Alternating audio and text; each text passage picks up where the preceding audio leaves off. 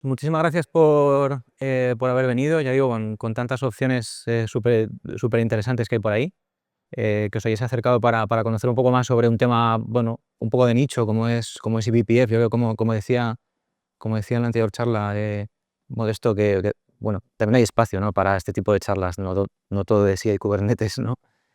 Así que, bueno, de vez en cuando está bien cambiar un poco el tema. La portada mola, ¿verdad? La portada y el título creo que me ha quedado así como para levantar mucho hype. A poco que conozcáis un poco el tema de Blue Team, Red Team, sabéis que la charla va a ir sobre ciberseguridad y seguro que la mayoría, por no decir todos, conocéis, por lo menos conceptualmente, lo que es un rootkit y lo que es un honeypot. Y lo que vamos a ver son desmitificar un poco cómo funcionan y qué técnicas usan, para que, bueno, veáis que son cosas que realmente no requieren conocimientos muy, muy, muy profundos y que hay que estar preparados porque bueno, pues las cosas pasan.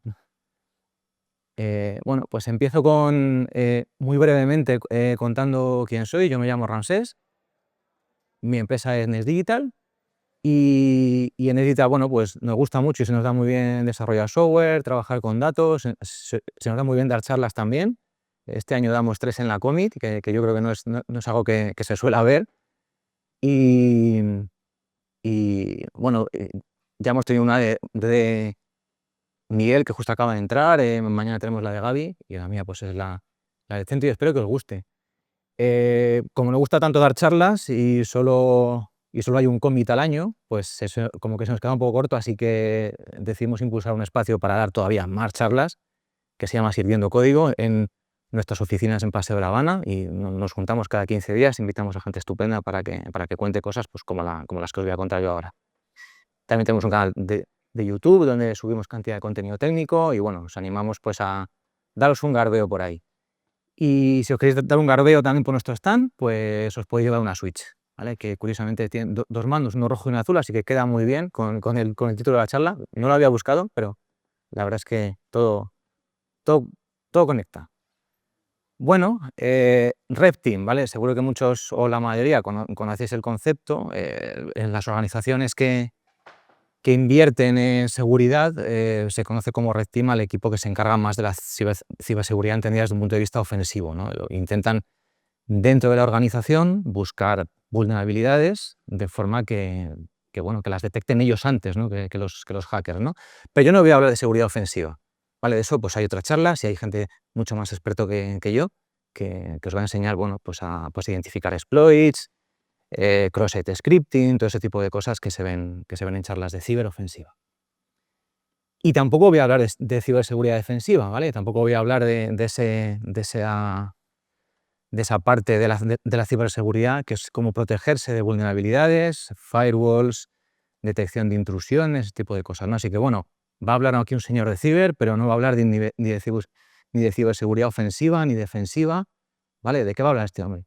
Pues voy a hablar un poco de la zona que hay entre medias, ¿vale? De una zona que ni es ataque ni es defensa, de técnicas que usan los hackers para defenderse, para protegerse, y de técnicas, digamos, de ataque o de engaño que serían más propias de un hacker que usa, digamos, la parte azul, la parte que intenta defenderse, ¿vale? Vamos a hablar de todo eso, de técnicas de ocultación, de señuelos, de engaños, de credenciales falsas, de espionaje, de puertas traseras, de contramedidas, bueno, un poquito de todo eso, ¿no?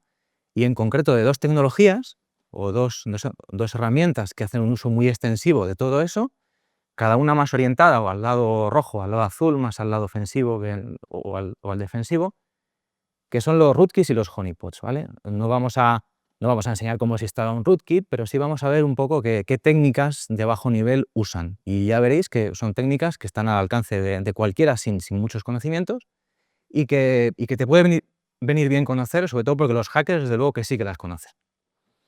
Bueno, ¿quién de aquí, no sé, la típica encuesta, quién de aquí tiene un rootkit instalado en su servidor? Es la gracia, ¿no? No lo sabes, ¿no? Con Vale, pues si queremos definir un rootkit y tener una definición un poco que compartamos todos, pues yo he puesto una ahí posible, ¿no? Un rootkit es un mecanismo que te permite, pues una vez que has entrado en un servidor, que has hackeado un servidor, mantener ese acceso el tiempo, mayor tiempo que puedas, ¿no? Tú cuando un hacker entra en un servidor, o bien puede robar todo y no volver a entrar, o bien puede ser un poco más inteligente y quedarse allá a vivir.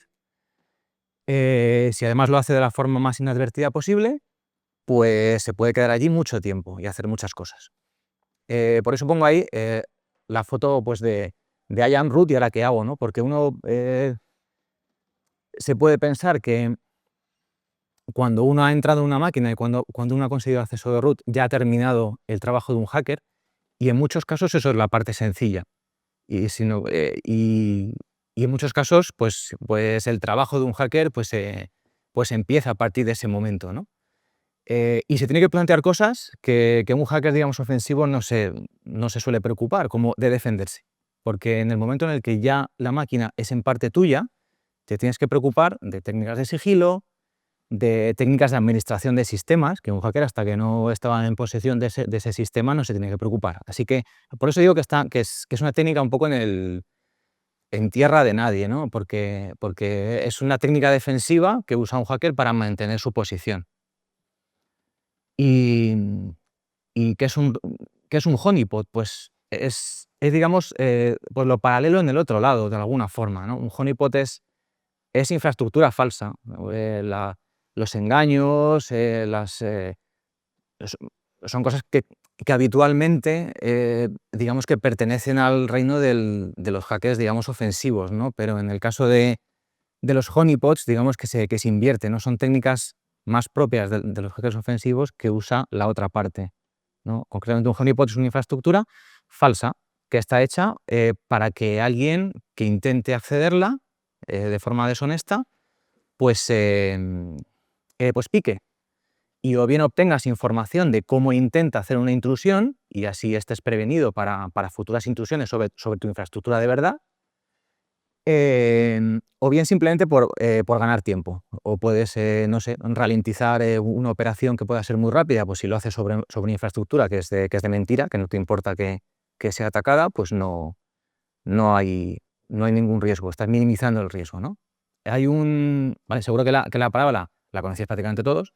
Igual Canary Token no se conoce tanto y es simplemente un caso particular de un honeypot. Cuando se habla de Canary Token cuando el honeypot no es una infraestructura completa, no es una base de datos, no es un servidor, no es un servicio, sino es una pieza de información, un fichero, simplemente algo muy puntual y muy sencillo que dejas como cebo, y cuando, por ejemplo, alguien intenta abrir un fichero de contraseñas, salta una alerta, o bien le dejas que abra ese fichero de contraseñas, pero el contenido de ese fichero es falso, y si luego intenta usar esa credencial en otro sitio, pues sabes que alguien ha entrado. ¿Vale? Es cuando hablamos de Canary Token. Bueno, pues empecemos a hablar de rootkits, ¿no? Y entrar un poco en harina. ¿Qué se necesitaría para hacer un rootkit, ¿no? ¿Qué piezas o qué superpoderes necesitaríamos, ¿no? Por eso he puesto ahí las gemas, ¿no? Del infinito, ¿no? Si os gustan las pelis de Marvel, porque al final hablamos de superpoderes, hablamos de cosas raras que un sistema operativo no debería permitir.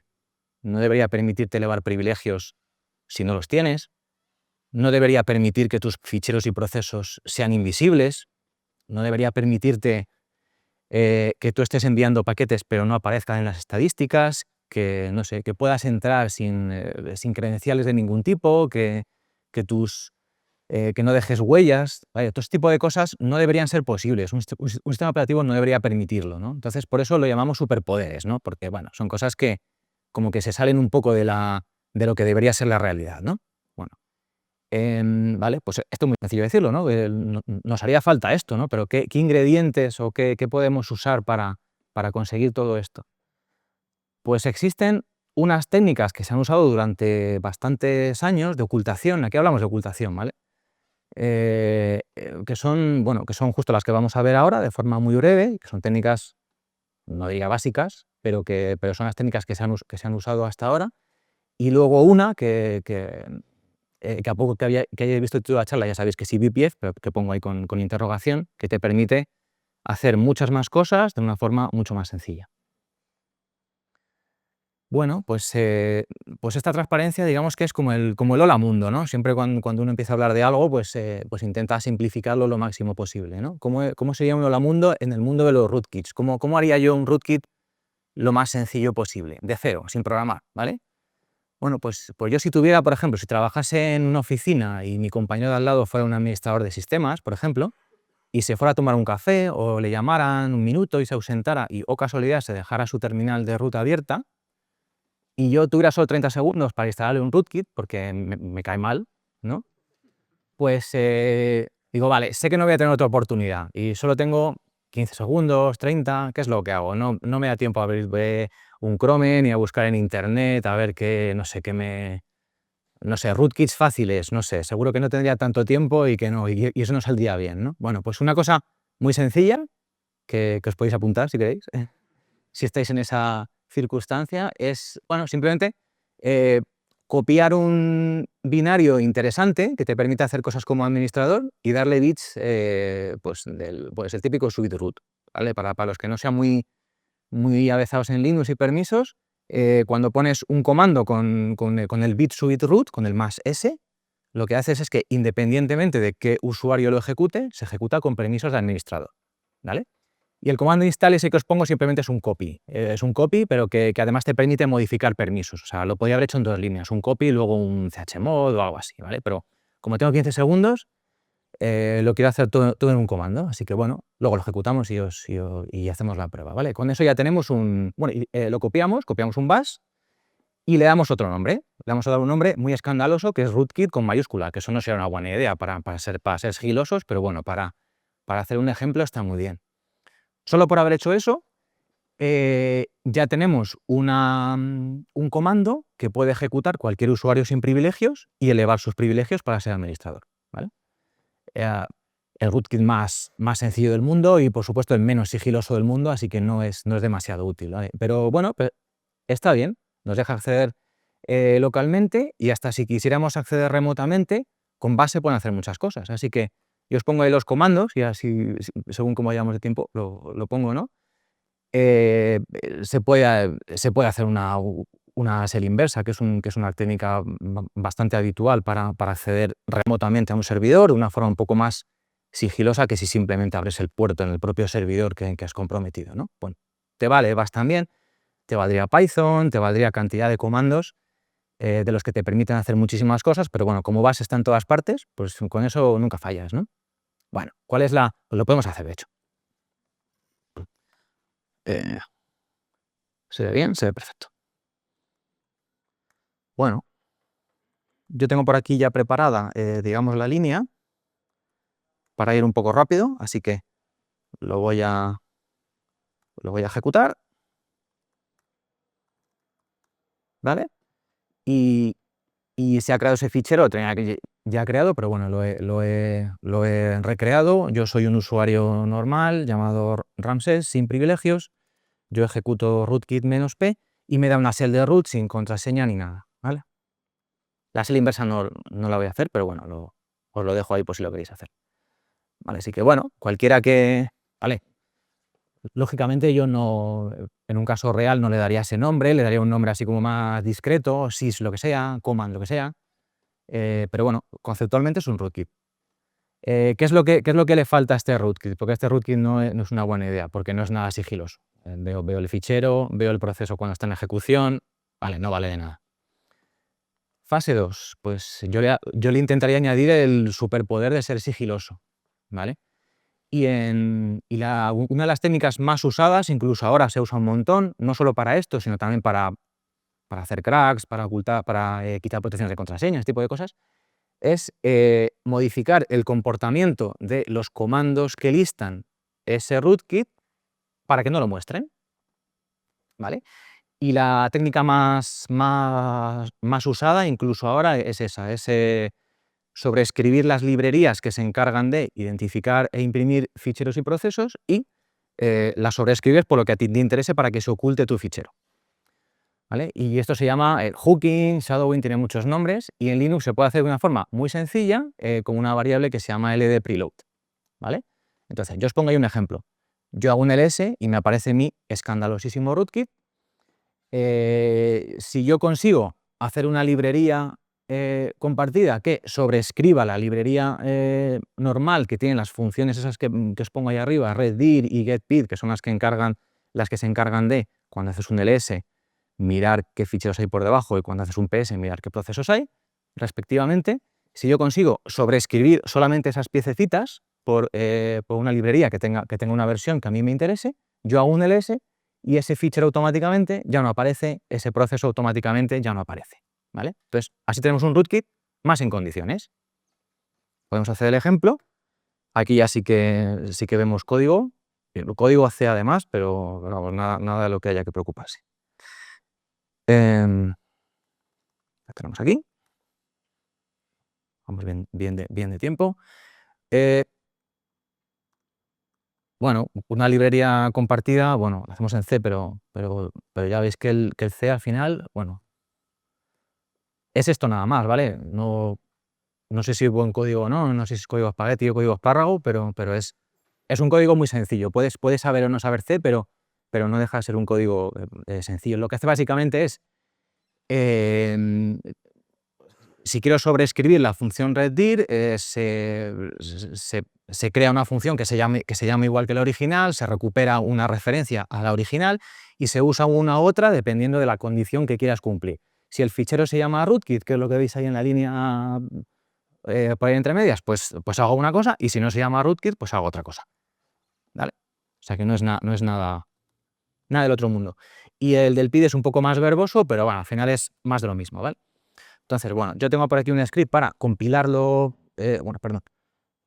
yo tengo un script para compilarlo de una forma sencilla, pero la prueba, lo que voy a hacer para ocultar un PID concreto es, me voy a arrancar el rootkit, soy root, y este es mi PID, este es el PID que quiero ocultar, el PID 12687.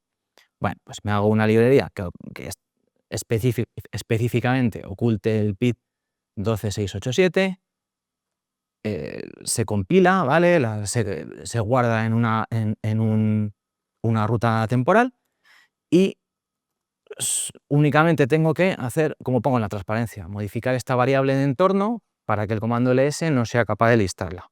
Lo tengo también preparado para hacer un source y que se importe, o sea, que se exporte, perdón. LD preload, ya la tengo, ¿vale? Entonces, si no me he equivocado, cuando hago un ls, ajaja, ya no aparece el fichero, ¿vale?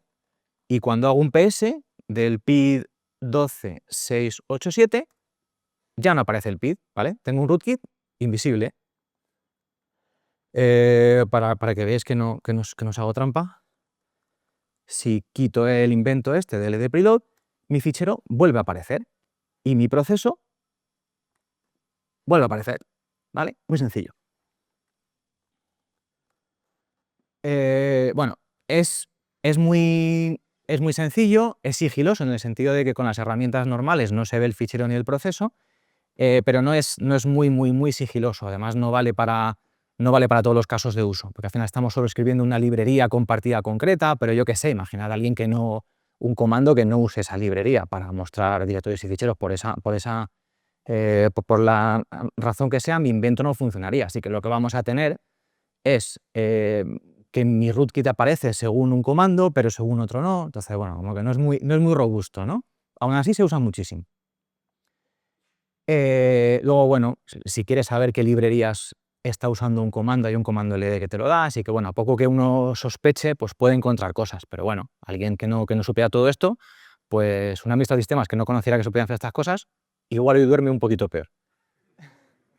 ¿Vale? Que de lo que se trata realmente, ¿vale? Concienciar. ¿Qué se puede hacer todavía más sofisticado y, por desgracia, mucho más complejo? Digamos, el top hasta que empezó a existir, lo que os voy a contar al final en la segunda parte de la charla, es hacer rootkits que son módulos del kernel. Si alguien ha trabajado haciendo módulos del kernel, pues sabrá que, bueno, se pueden hacer muchísimas cosas. Como es en espacio del kernel, pues te deja hacer prácticamente de todo. Ya no estamos... O sea, se puede hacer hooking, pero de syscalls, o sea, todo al final pasa por un read, por un open, es del propio kernel, ¿no? Por ahí tienes que pasar por narices cuando cuando lees un fichero, cuando listas un directorio, todo eso, ¿no? Entonces eso pues es más universal, digamos, ¿no? que lo que se contaba anteriormente. La desventaja, bueno, que desarrollar módulos para el kernel es muy frustrante. Por dos razones. Bueno, necesita muchos conocimientos de bajo nivel, por supuesto, pero uno puede tenerlos. Cuando uno desarrolla rootkits, además, como al final todo ocurre en espacio del kernel, pues si la lías, pues es muy posible que cuelgues la máquina, y eso pues no es lo más sigiloso del mundo. Y luego la segunda puñeta es que el kernel de Linux, curiosamente, no ofrece una interfaz estable. Es decir, sale la versión 6.12, pues igual rompe cosas que funcionaban en la 6.11, les da todo igual. Dirán, ¿por qué? ¿Por qué lo hacen así? Porque esto es tan contraintuitivo, ¿no? Yo con el resto de software comercial no pasa así, con Windows, por ejemplo, no sé. Con Windows, no sé, con Windows 11 seguro que hay cosas de Windows XP que con modo de compatibilidad funcionan. Es totalmente, o sea, ni una cosa ni otra, ¿no? Pero con Linux es muy, muy escandaloso, ¿no? Que de una versión a otra, hasta una menor versión, te pueden cambiar la asignatura de un método, necesitas recompilar módulos. Cuando uno, por ejemplo, uno que use VirtualBox en su máquina, sabe que cuando cambia de kernel, tiene que recompilar los módulos. Es más o menos sencillo, pero tienes que hacerlo. ¿Por qué lo hacen? Pues lo hacen aposta, ¿vale? Su racional para hacer esto aposta es que ellos quieren que desarrollar módulos propietarios sea muy difícil, sea tan difícil que al final acabes renunciando y decidas meter todo tu código dentro del mainline del kernel. Así que ellos no se preocupan de mantener compatibilidad. Y lo dicen, y ahí tenéis la documentación de la página oficial del kernel, que dice esto mismo. Si quieres no preocuparte, danos el código y así es open source y todos contentos. NVIDIA ya sabe lo que tienes que hacer, ¿vale? Así que bueno. Pero claro, cuando alguien desarrolla, y sobre todo rootkits, que la complejidad es alta y no hay empresa detrás, pues al final es muy frustrante. Y si alguien se ha descargado alguna vez un rootkit o lo que sea para hacer diabluras, pues verá que es muy probable que no haya encontrado exactamente el que quiere para su versión del kernel, para el servidor que quiere, tal, o sea que tiene esas limitaciones, ¿vale? Por tanto, nosotros como personas que no somos hackers, que estamos en la parte, digamos, defensiva, que queremos que todo funcione bien y seguro, vivimos tranquilos, porque lo del LD Payload tiene sus limitaciones, lo de hacer módulos del kernel es muy difícil y tiene muchas pegas, y afortunadamente pues no existe nada que nos permita quitar todas estas limitaciones, porque si existiera, sería el caos, claro, si existiera, todo el mundo podría hacer rootkits de forma muy sencilla. Y lo malo es que esta herramienta sí que existe, ¿vale? Y esta es la segunda parte de la charla, ¿vale? Como antes habíamos puesto lo de los superpoderes y las gemas del infinito, yo lo que quiero simbolizar aquí es que realmente pues eBPF nos permite aunar todas esas cosas que se pueden, esos superpoderes, ¿no? Y se pueden usar tanto para el bien, como hacen muchísimas empresas, como, por supuesto, para el mal. Creo que para el porno todavía no se ha encontrado ninguna, ¿vale? Pero seguro que no tarda. Bueno, ¿por qué pongo ahí lo de las frases de arriba, ¿no? Lo del superpoderes han llegado al límite? Son frases reales que dice pues, gente, gurús de la observabilidad, de la monitorización, que cuando apareció eBPF, pues dijeron, vale, pues esto es una cosa importante realmente, ¿no? Y una de las palabras que se suelen usar mucho es justamente la palabra superpoderes. Si buscáis eBPF, artículos y tal, es muy probable que el símil este que estoy haciendo yo con superhéroes, con gemas, tal, lo usen también. Hay cantidad de artículos que dicen pues que esto me da superpoderes para mis sistemas, ¿no? Vale, ¿qué es eBPF? No es una tecnología para hackear, ¿vale? Es una tecnología que vale para millones de cosas y lateralmente, por supuesto, se usa para el mal. eBPF es una forma de cargar mini programas dentro del kernel de Linux, ¿vale? Dentro, no que Linux ejecuta el programa, sino que se ejecutan dentro del kernel. Típicamente de forma que reaccionen a eventos que se producen en el sistema operativo. O sea, cuando se abre un fichero, cuando se escribe un byte en un sitio, cuando se abre un socket, cuando se abre un puerto, cuando se planifica un fichero, todo eso al final genera eventos y tú te puedes suscribir a esos eventos y ejecutar un código. Y además de suscribirte a la ejecución de ese código y hacer otra cosa, tú puedes sustituir la ejecución normal de ese código y hacer otra cosa, que es lo realmente potente. Esta cosa, que así contada parece una cosa muy de bajo nivel y que no te puede tener mucha utilidad práctica, ha habilitado casos de uso, sobre todo en los campos de la observabilidad, del networking de alto rendimiento y de la ciberseguridad, muy potentes, ¿vale?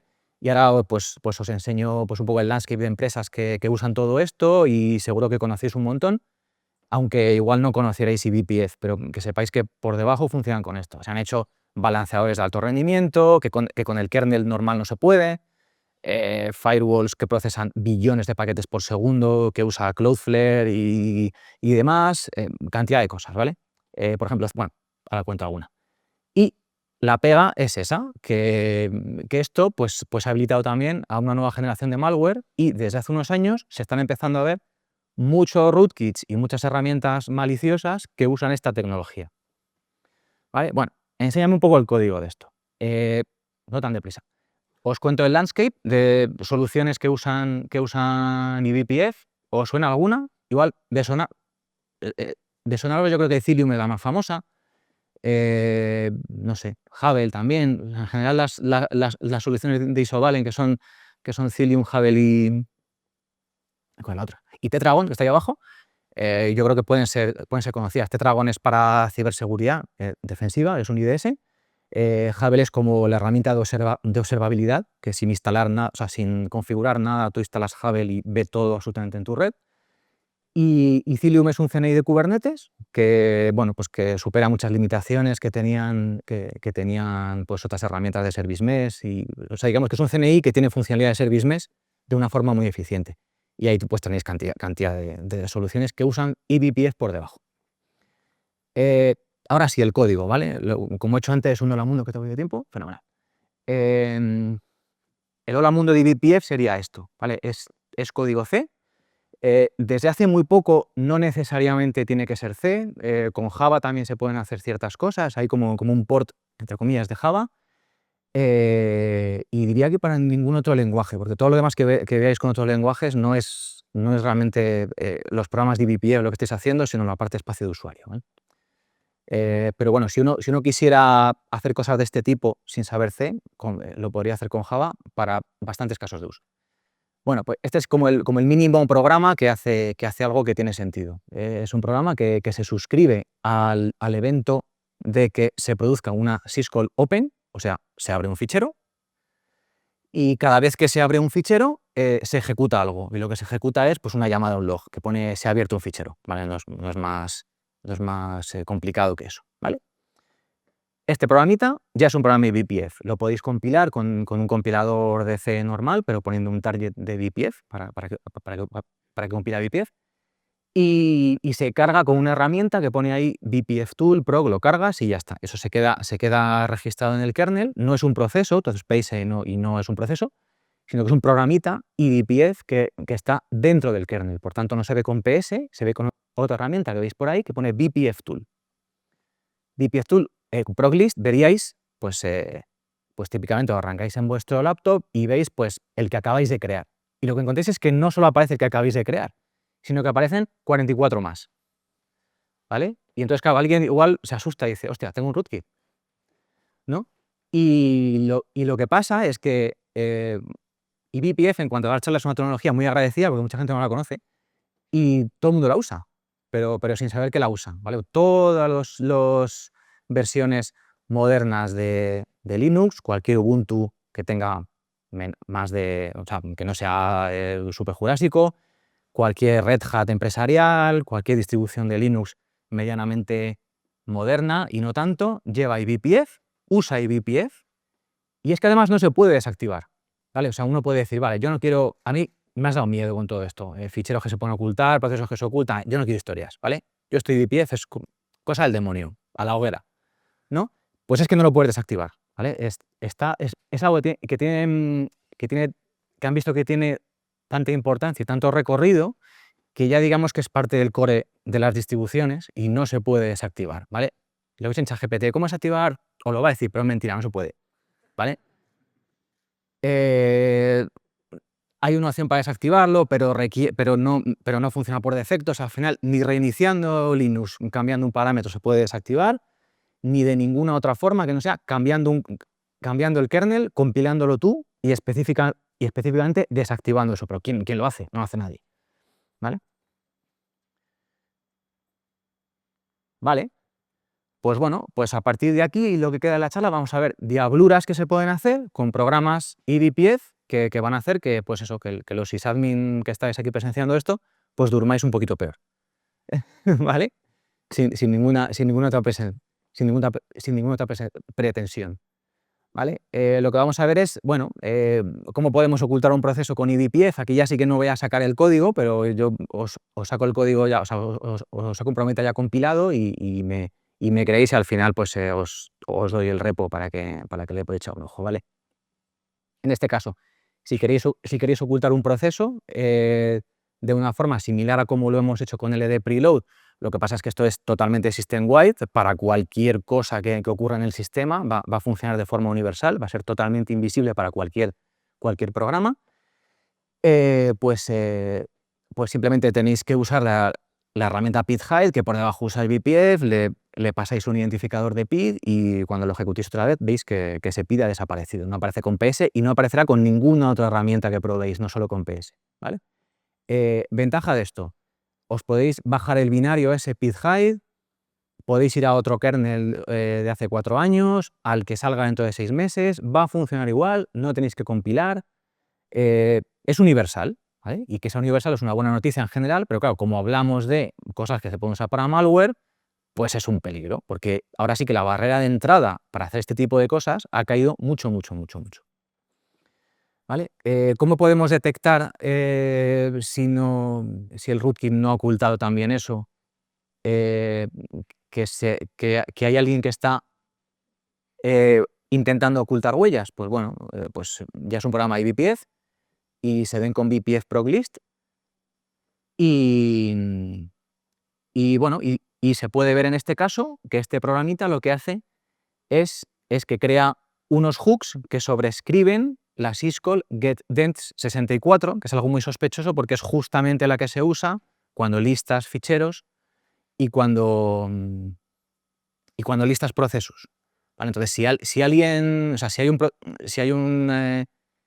script DBPF, un programa que está mangoneando eso, es muy sospechoso, ¿vale? Entonces, a alguien pues le debería oler mal esa situación.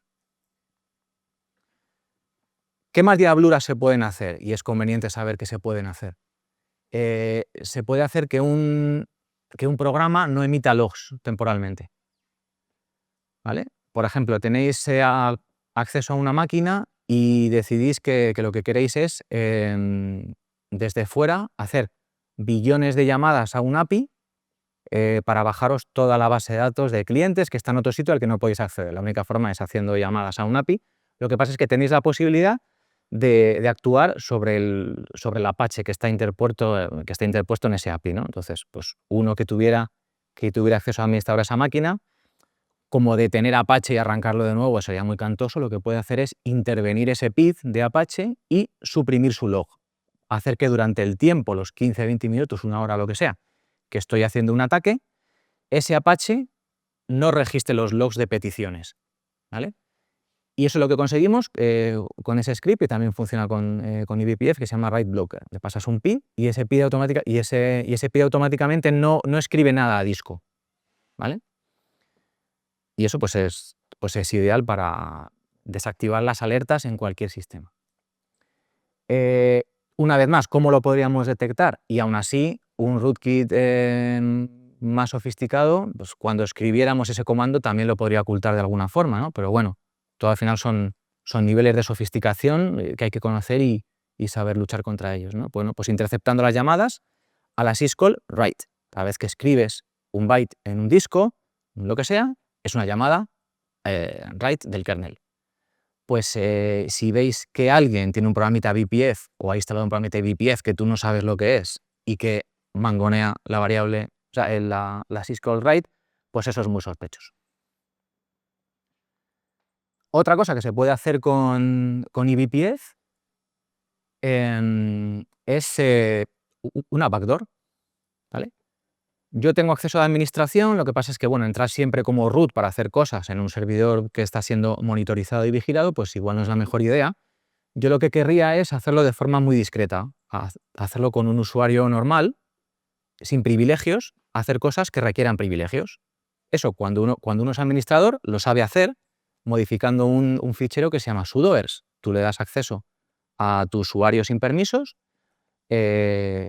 añades una línea en el fichero sudoers y automáticamente tu usuario sin privilegios le dejas hacer ciertas cosas de administrador, ¿verdad? Eso os suena seguro a la mayoría. Bueno, pues con eBPF lo que podemos hacer es que cuando el comando sudo lea su fichero de configuración, ese fichero de configuración se le añada falsamente una línea que habilite a un usuario sin privilegios el acceso a sudo. De forma que cuando un administrador normal lee el fichero sudoers no ha cambiado nada, pero cuando lo abre sudo lo ve cambiado y se modifica esa configuración y hace lo que tú quieres que haga. ¿Vale? Como vamos bien de tiempo, lo podemos hacer.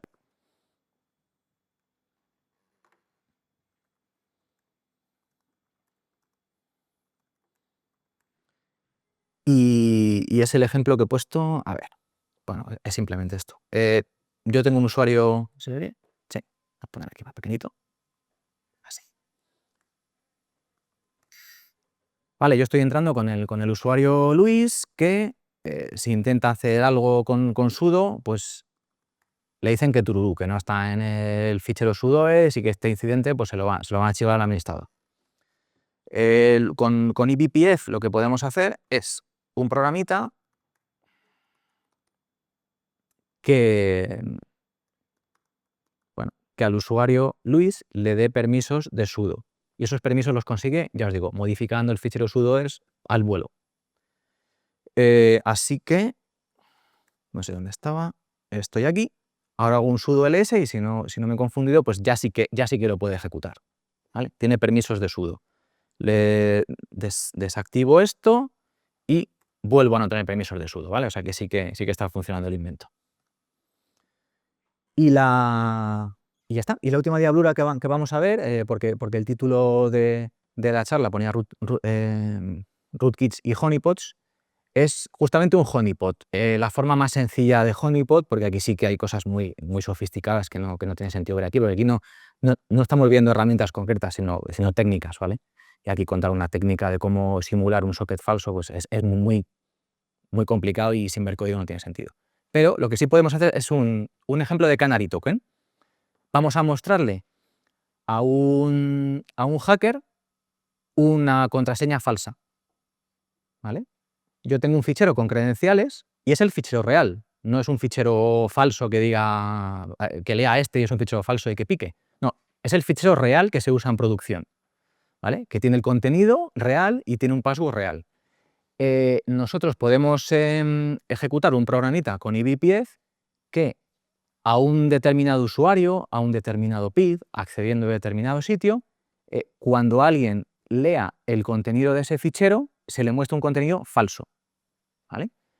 Y ese contenido falso no tiene por qué ser falso 100%, sino que puede ser que dé acceso a otro sitio que sea un honeypot, ¿vale? Que es por lo que pues esto nos vale realmente para hacer un honeypot.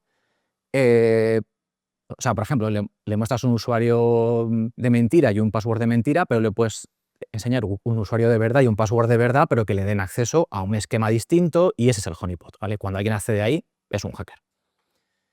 Y cómo funciona es, pues, como podéis imaginar, interceptando las llamadas open y read. Cuando alguien abre un fichero de credenciales con ese nombre y es un determinado PID, pues le muestro un contenido distinto, ¿vale? Este es el último ejemplo que vamos a hacer. Y genial porque no mido de tiempo. ¿Vale? Yo creo que lo tengo aquí preparado. El fichero de credenciales es este. ¿Vale? Es una credencial que empieza por XO. ¿Vale? Lo voy a ejecutar como administrador para que no me digáis, no, es que claro, como no entras como root, pues le puede engañar, ¿no? Vale, como root veo esto. ¿Vale? Y a ver, vale, voy a mirar el PID de donde estoy, porque este será el PID al que voy a engañar. Es el 14588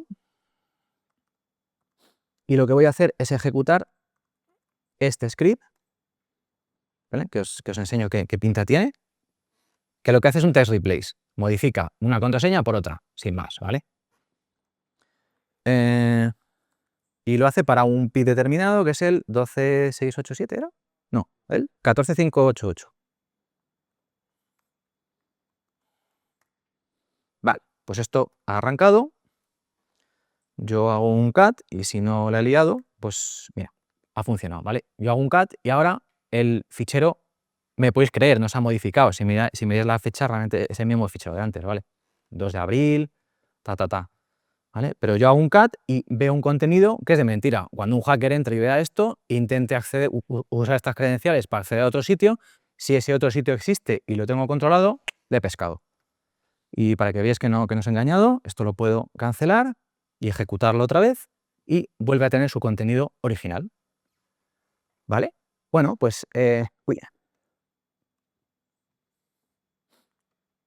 pues ya hemos terminado. Esta es la última slide. ¿Cuál es la conclusión de todo esto? Bueno, pues el consejo de Obi-Wan Kenobi yo creo que no viene mal, ¿no? O sea, por supuesto, los que estuvierais aquí que no sabíais que se podía hacer todo esto, ¿quién ha quedado muy sorprendido porque se pueden hacer todas estas cosas? Vale, pues seguramente os vais de esta charla con la conciencia de que estas cosas son posibles y no son cosas muy locas en cuanto a conocimientos de programación, ¿vale? Ya habéis visto que son cosas que están al alcance de mucha gente. La barrera de entrada que había antes para hacer estas cosas, que era versiones distintas del kernel, conocimientos de bajo nivel, funciona en Red Hat pero no en Ubuntu, han desaparecido. Y BPF está absolutamente en todos los Linux, Android y sistemas que os podáis imaginar. Sabiendo esto, ¿qué sería una buena idea? Pues bueno, confiar un poco menos en las herramientas tradicionales, LS, PS y demás, y un poco más en herramientas que sean capaces de detectar estas cosas. Léase los anti-rootkits que existen, y ahí os pongo unos cuantos que se usan, diréis, ¿cómo funcionan? Pues lo que hacen es mirar las cosas desde muchos puntos de vista. O sea, si yo miro no sé, si yo hago un PS y me sale 44 procesos, pero lo ejecuto por otro lado y me sale 45, pues sé que hay algo raro. Si veo que no hay procesos, pero hay gente que está generando paquetes, no concuerda. Si un contador de paquetes me dice 100 y otro me dice 99, pues hay un paquete ahí que hay un proceso oculto que lo está generando. Cosas de esas, ¿no? Y eso es con lo que funcionan las herramientas anti-rootkit y para estos casos, y cada vez con más frecuencia, son muy útiles. Y luego herramientas de detección de intrusiones y de prevención de intrusiones como Falco y Tetragon, que por supuesto también usan eBPF, porque es una herramienta muy poderosa también para detectar intrusiones y ataques de hackers, ¿vale? Si queréis ver más ejemplos de cosas locas que se pueden hacer con eBPF, os dejo ahí el repo, de donde he cogido algunos de los ejemplos que os he sacado hoy en la charla, y muchísimas gracias. Y nada más, ahí os he dejado un QR que lleva pues a un Linktree tanto con la web Nest, con la web de Next, como al blog de Sirviendo Código, donde tenéis artículos pues técnicos de muchos temas. Yo he escrito alguno sobre QBArmor también ahí en Sirviendo Código, que es una herramienta que usa VPF también por debajo. Canal de YouTube con cantidad de charlas, así que bueno, yo creo que si os vais también con ese QR escaneado y le echáis un ojo de vez en cuando, pues también me hacéis muy feliz. Lo primero, muchas gracias por la charla. Muchas gracias. Era una pregunta sobre si con eBPF podemos también ocultar Sí. devuelve la propia herramienta de IPF Tool. Sí, Eso a lo mejor ya ocultarnos del todo, pero no podamos ni sí se puede. nada. Sí, o sea, sí se puede. Usa una llamada a sistema que es VPF y esa llamada es como otra cualquiera, se puede ocultar también. O sea, se puede ocultar a sí mismo. Y en ese caso ya, los herramientas como Falcon ya a lo mejor ya no serían capaces ni de detectar nada. Falcon, Falcon no es que se apoye totalmente en eBPF, sino que tiene otros mecanismos. Entonces, todo lo que tiene que ver con VPF, pues seguramente esté muy mermado si un rootkit hace eso. O sea, también Falcon no es una herramienta anti-rootkit ni Tetragon, sino que tiene funcionalidades para detectar rootkit, pero es una herramienta en general de intrusiones. Detectar cuando alguien ha entrado por SSH, cuando alguien ha... ¿Sabes? O sea, que es una herramienta que vale para cualquier tipo de intrusión, no solo para detectar instalaciones de rootkits. Las herramientas que os he contado antes, Shanghai, DRK Toolkit, todas esas sí que son específicamente para eso.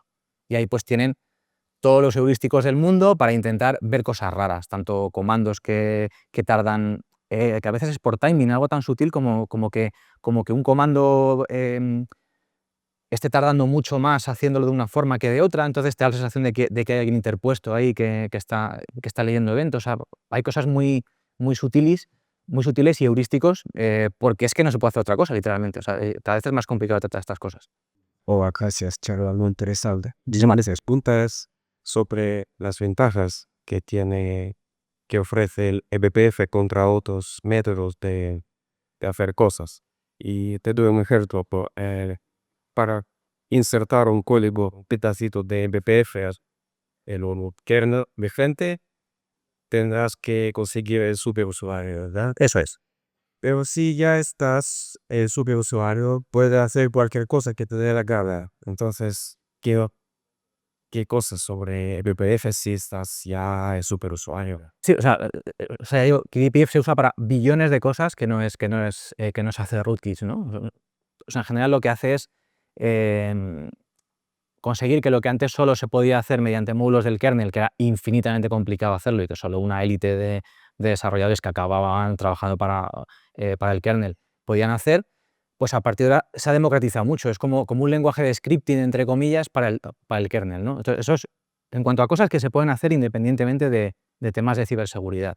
Luego, si nos ceñimos a temas de ciberseguridad, sí, cuando tú ejecutas, o sea, cuando tú cargas un programa de VPF, ya es de root.